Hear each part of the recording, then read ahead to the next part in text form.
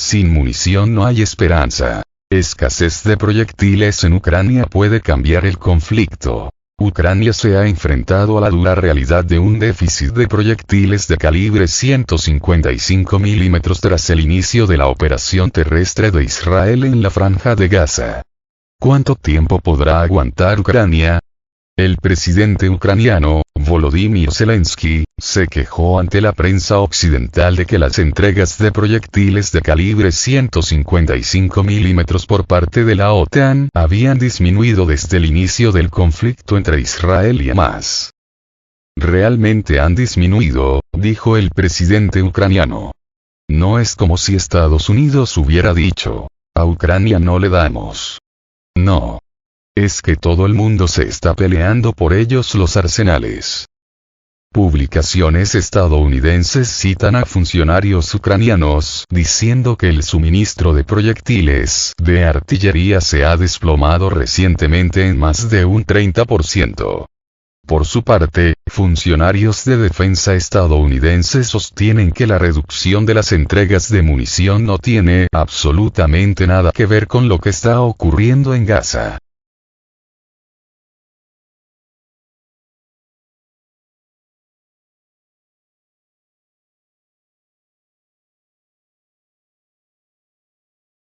De hecho, hay una fuerte disminución de la intensidad del fuego en la zona de conflicto, dijo a Sputnik Anatoly Matvichuk, experto militar y coronel retirado, con experiencia en operaciones de combate en Afganistán y Siria. Después de todo, Ucrania no tiene capacidad para producir munición occidental. Ahora sí que tienen un problema. Podrían haber producido proyectiles soviéticos, pero sus capacidades industriales han sido destruidas por los ataques a la infraestructura de Rusia. Es decir, Zelensky realmente tiene problemas con la intensidad del fuego. Matvichuk explicó que en la actualidad Rusia utiliza aproximadamente entre 25.000 y 50.000 proyectiles de diversos calibres al día. Los ucranianos responden ahora con solo entre 7.000 a 11.000 proyectiles, según el experto. En cambio, se han centrado más en las actividades terroristas, disparan contra civiles. El coronel retirado señaló que, si bien los militares ucranianos siguen bombardeando intensamente las zonas residenciales de Donbass, su actividad en el frente ha ido disminuyendo constantemente. Y no tiene superioridad en el aire, continuó el coronel retirado. La potencia de fuego de la artillería de Ucrania y las armas de largo alcance que le suministran Reino Unido, Estados Unidos y Alemania ha ido disminuyendo. Creo que en un futuro próximo, especialmente durante las heladas invernales, empezarán a sufrir derrotas en términos de potencia de fuego. Las pérdidas ya son elevadas. El portavoz del Ministerio de Defensa ruso, Igor Konashenkov, solía decirnos que habían muerto 100, 200, pero ahora las cifras son una locura. 600, 700, 800, 1000. Como militar, entiendo que estas pérdidas son bastante críticas.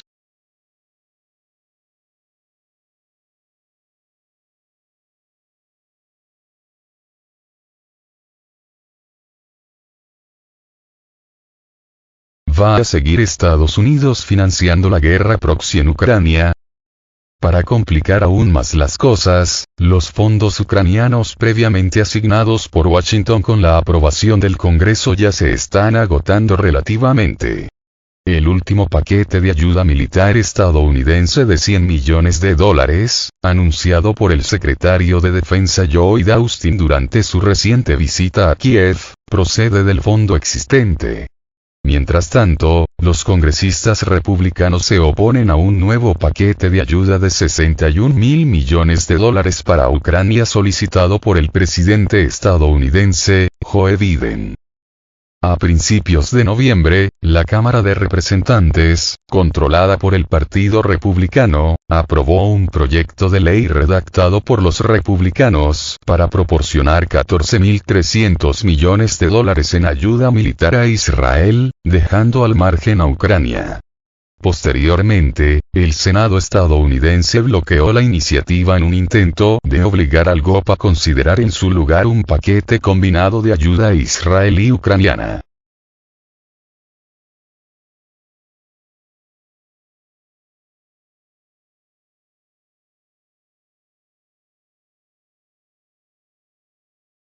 ¿Suministrará Europa más munición a Kiev?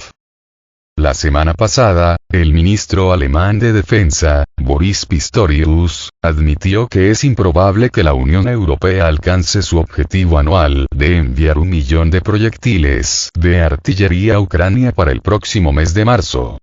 Mientras tanto, el quid de la cuestión es que Ucrania ha estado consumiendo munición más rápido de lo que Estados Unidos y sus aliados de la OTAN podían producirla.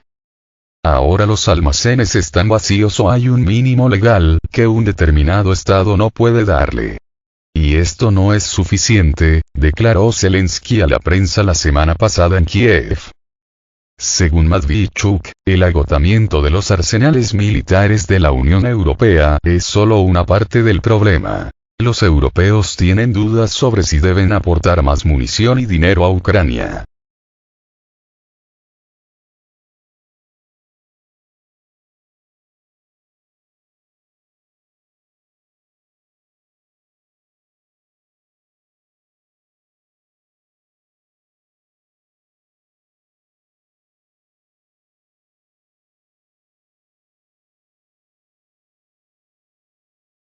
Ucrania se negó a aceptar la condición principal de Rusia para la paz en 2022. Rusia ofreció a Kiev poner fin a las hostilidades en la primavera de 2022, pero con una condición principal: la neutralidad de Ucrania y su no adhesión a la OTAN. Kiev se negó a hacerlo, afirmó David Arajamia, quien fue miembro de la delegación ucraniana en las negociaciones con Rusia en 2022.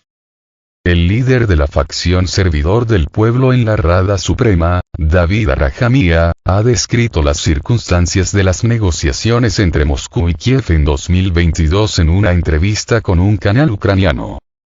Según Arajamia, quien fue miembro de la delegación ucraniana en las negociaciones con Rusia en 2022, la principal exigencia de la parte rusa era la neutralidad de Kiev. La primera ronda de conversaciones tuvo lugar el 28 de febrero de 2022 en Bielorrusia, mientras que la segunda se celebró a finales de marzo en Estambul.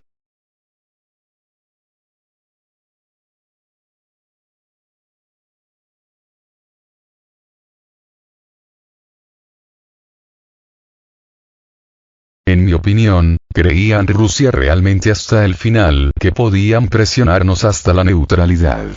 Esto era lo principal para ellos. Según sus palabras, Rusia estaba dispuesta a poner fin al conflicto si Ucrania aceptaba el estatus neutral. Y comprometernos a que no nos uniríamos a la OTAN. De hecho, el punto clave era este, afirmó en una entrevista con un canal ucraniano. A la pregunta de por qué Kiev se negó a aceptar las condiciones de Rusia, Arajamia dijo que en esta decisión influyó, entre otras cosas, el entonces primer ministro británico. Más que eso, cuando volvimos de Estambul, Boris Johnson vino a Kiev y dijo que no firmaríamos nada con ellos en absoluto y que fuéramos a combatir, reveló. Hubo otras razones para rechazar la neutralidad. Para aceptar esta cláusula, tuvimos que cambiar la Constitución. Nuestro camino hacia la OTAN está fijado en la Constitución, indicó Arajamia.